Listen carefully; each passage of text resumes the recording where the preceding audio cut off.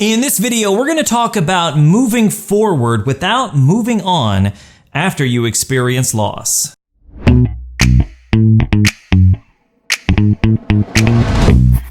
What's up, VIPs? Welcome to Life After Sight Loss TV, the place to help you discover life after sight loss. My name is Derek, and if you are a regular subscriber, well, welcome back. And if you're new around here and you want to learn more about living your life to the fullest as a visually impaired person or a sighted supporter, well, go ahead and get started by hitting that subscribe button and ringing that bell so you get notified of new content each and every week. I've heard it said many times that after somebody experiences loss, whether that's sight loss or the loss of a loved one or something like that, they have to move on. You know, you have to feel sad and then move on. You have to go back to work. You have to do the things you have to do.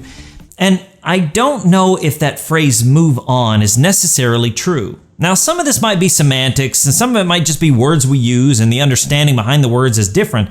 But I always like to use the phrase move forward or moving forward because it's true that we have to continue to move forward and something happens, when we experience loss. We have to work and rest and eat and take care of children and all those kinds of things. But we don't necessarily move on. Let me give you an example. I have some friends who lost a child. And it doesn't matter if the kid's 2 years old or 25 years old, the loss of a child is tragic. Mostly because it's backwards from the natural order of things. I mean, people have children, they raise those children, they become older, the children become adults, the parents pass away, those children have children, and it's sort of the natural order of life. And when the children pass away or they lose those children, it's so completely backwards and so tragic. And so to tell those people, hey, you know what, just move on. It's almost like telling them, forget your kid and go on to the rest of life. Now, obviously, nobody would suggest that, outwardly, like forget your kid, because that's not true. But sometimes it can be like that, like moving on suggests that, they'll just be left in the past. And while they are somewhat left in the past, we never move on from the loss of a child. And so sight loss, while I'm not comparing it to the loss of a child or the loss of a grandchild or anything like that, sight loss is loss where your sight or your sighted self is left in the past. And while some people have struggled moving forward, they can't ever seem to move on because they don't want to forget that person that they were. And while I have said many times that the person that you are is still the person that you are, even after sight loss, it can be a struggle. And so I always encourage people to move forward and not necessarily move on. And so today I want to talk about maybe some ways of moving forward without necessarily moving on. Now, I'll just say this is just thoughts that I'm having out loud, and maybe it's something for you to think about or talk with someone about. Maybe you're like, no, I'm good, I don't need any of that, and that's okay. Wherever you are is perfectly fine. But I thought I'd talk about some ways of moving forward without necessarily moving on. So the first thing is to put down mile markers instead of dropping an anchor. Now, when I think of dropping an anchor, I think about being on a boat.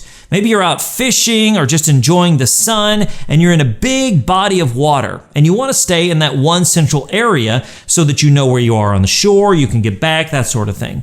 And so you drop an anchor to help you stay in that one place. Your boat maybe kind of shifts around a little bit in the water, but you stay in that one main place. You don't move around in the water all that much.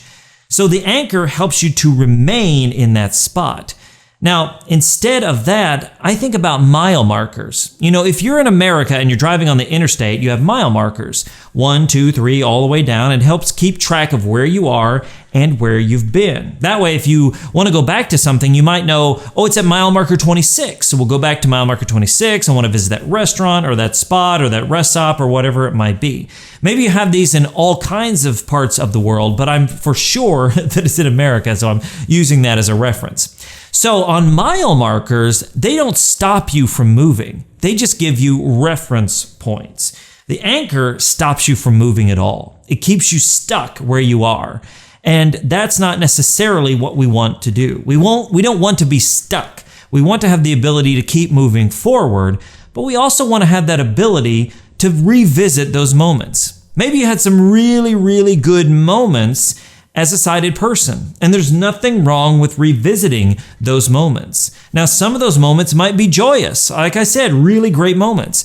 Some of those moments might be hard because now you're experiencing them differently as a visually impaired person.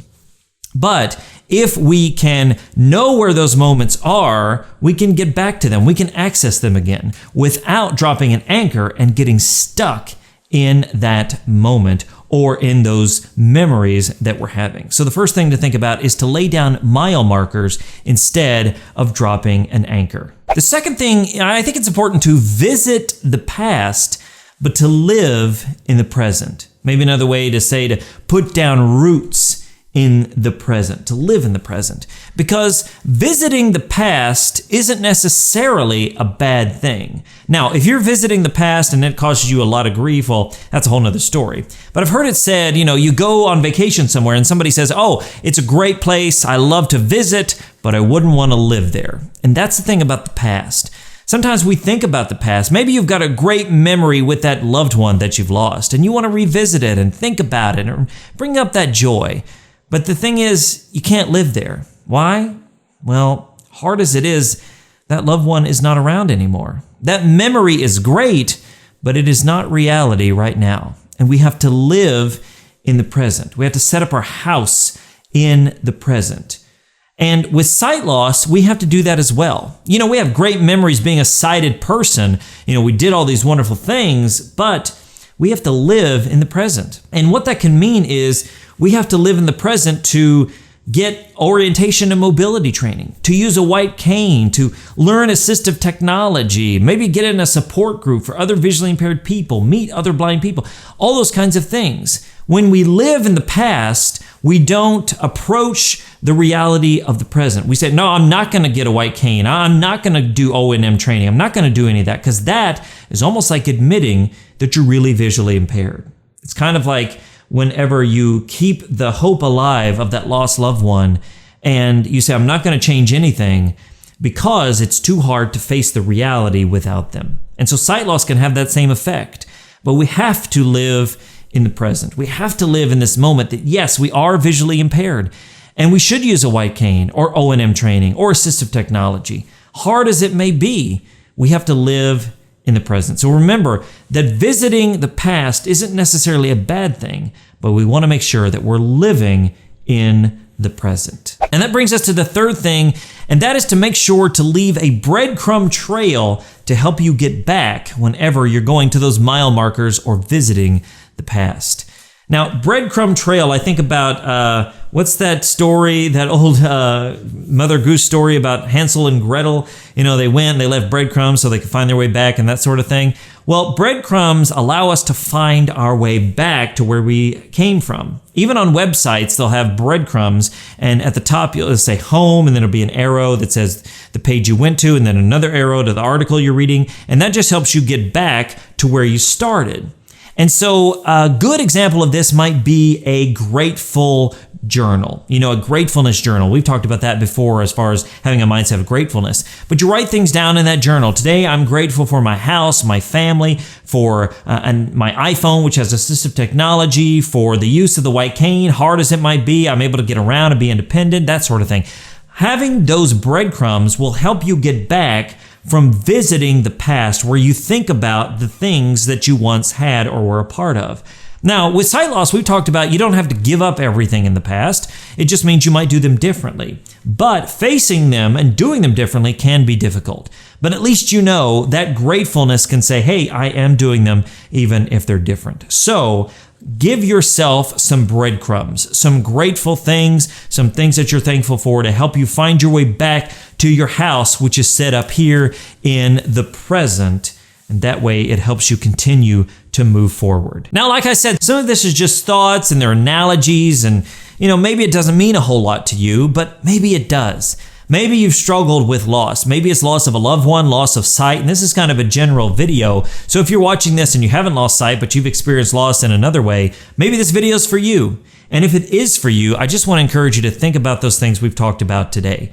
Maybe you're not ready, maybe you are, maybe you disagree. Whatever the case may be, I hope that you will find ways in your own life to continue to move forward without necessarily having to think about moving on. Now, normally at this point in the video, I ask you a question, a question to help you think, start a conversation, or leave a comment down below.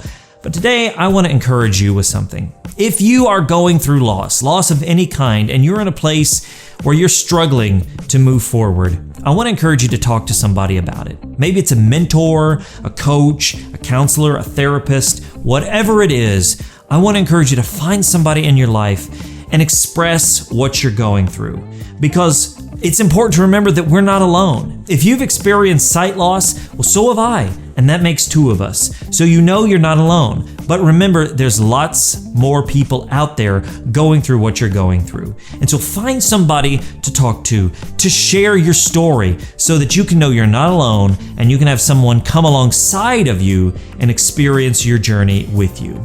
I love hearing from you guys. You can definitely leave all the thoughts and questions and everything you have down in the comments below. I love reading them. I know others do as well. But regardless, I encourage you to find that person or those people in your life and share your story today. Hey, if you liked today's video, if you found it helpful, well, make sure to go ahead and show your support by giving it a big thumbs up and sharing it out with somebody that you know. And like I said, if you're new around here, well, go ahead and hit that subscribe button and ring that bell so you get notified of my new content coming out every Monday, Wednesday, and Friday. Thank you so much for watching wherever you are. And until next time, remember that sight loss isn't the end, it's just the beginning. My name's Derek Daniel from lifeaftersightloss.com, and I'll see you in the next one.